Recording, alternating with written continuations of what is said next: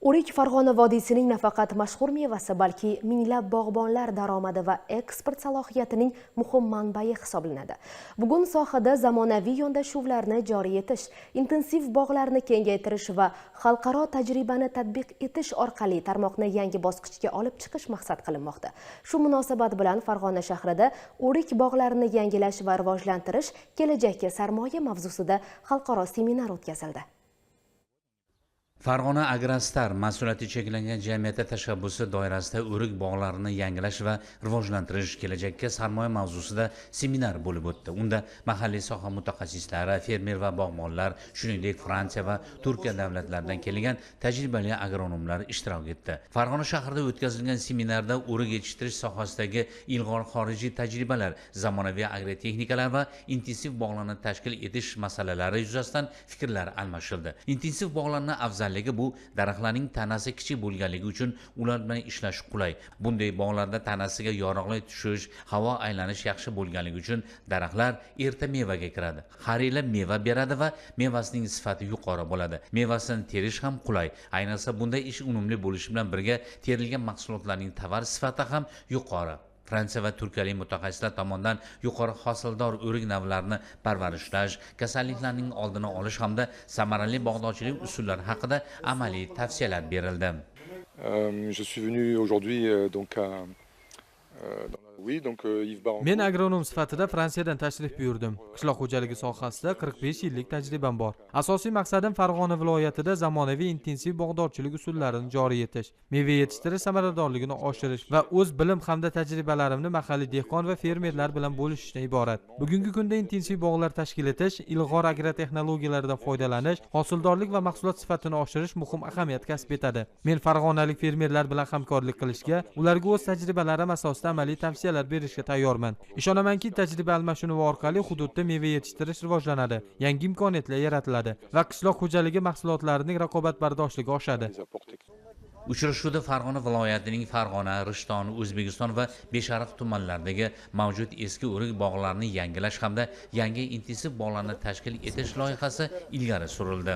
Rejaga ko'ra hududlarda 1000 gektar yangi bog'lar barpo etish, mahalliy subxoni, isfarak, yo'lchi, qilich, baboyi kabi navlar bilan bir qatorda Turkiyaning qabashi va Hoji Halil navlarini yetishtirish yo'lga qo'yiladi.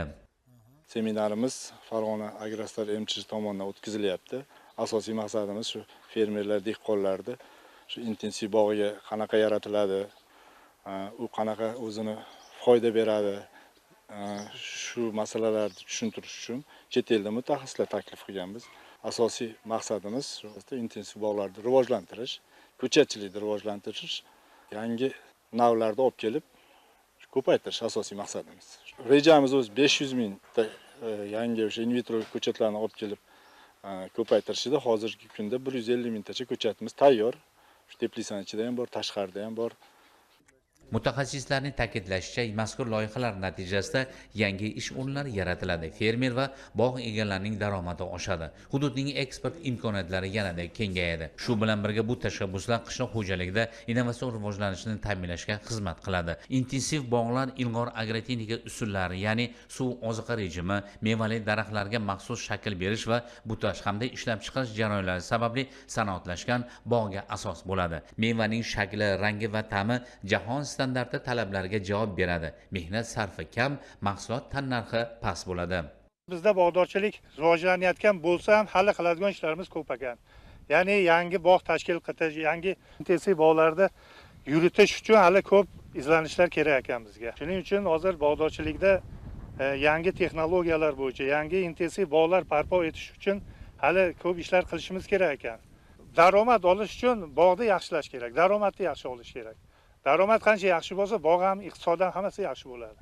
Seminar doirasida soha vakillari bilan uchrashuvlar o'tkazilib, bog'dorchilikni rivojlantirish bo'yicha taklif va tashabbuslar muhokama qilindi. Xorijiy mutaxassislar amaliy jarayonlar bilan tanishib, mavjud bog'larda olib borilayotgan ishlarni ko'zdan kechirdilar.